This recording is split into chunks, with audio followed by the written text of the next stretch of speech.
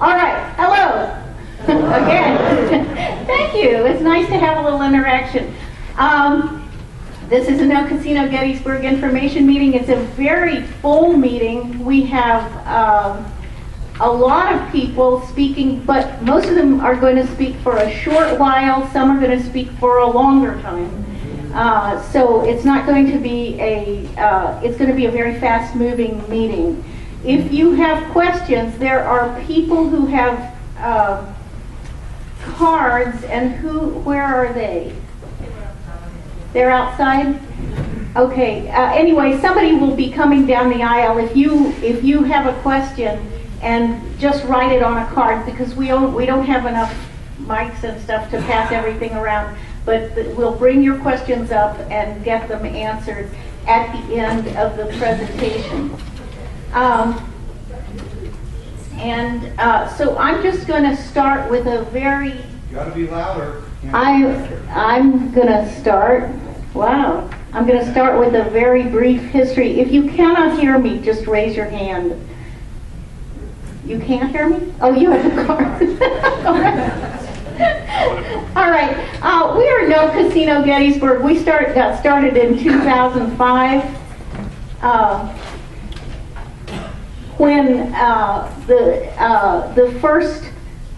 we first heard, I think it was about April of 2005, that a casino was planned. It could have up to 5,000 slots. At first, the investors objected to our calling it a casino because they said it was just a spa with a slots parlor, and it didn't have table games. The way Pennsylvania's going with its need for money continuously, anything that is proposed now is likely to expand. And if this had been approved, of course it would have table games and would have expanded. It was 1 mile. This is the casino site. This circle is a mile radius, and this is East Cavalry Field. So it was 1 mile from hallowed ground. And it was also very close to Gettysburg, about 2 miles, if I recall correctly. Yeah, leave one on. And the one thing that, this is Mr. Levan being interviewed, the one thing that a lot of people said in the beginning, they said it's a done deal, so you shouldn't really protest, or don't even try. Don't try, because it's a done deal. They couldn't imagine that anybody who had money and power and friendship with the governor could possibly propose something that wouldn't go. But there was a lot of competition. So we didn't just decide right away to protest. There was a lot of anger and fear about this. But there was a big meeting at the Ag Center, and then there was another meeting. About 80 of us got together and said, should we protest? We interviewed one another. We talked together. What is it that's really important to us about Gettysburg? What do you love the most about Adams County? What is it you most want to be here for your children and your grandchildren?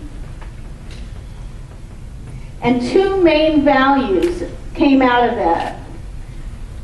Our unique history and our community. And this is part of it. The Battle of Gettysburg, 51,000 casualties in 3 days. Those were American soldiers, and it's the veterans of that battle that got together with locals to preserve this land. The Gettysburg Address, the most memorized speech in the world. That's why Gettysburg has such national significance and international significance. The Gettysburg National Military Park. National Park. The Eisenhower National Historic Park. 4 area colleges. This is a learning community. This is full of people learning. hallowed ground. It's not just a phrase, it's an economic reality. Economy is what people value, and people value hallowed ground. A small town community. This is the Memorial Day parade when school children get flowers and march in the parade and place the flowers on the graves of soldiers. Child-friendly community.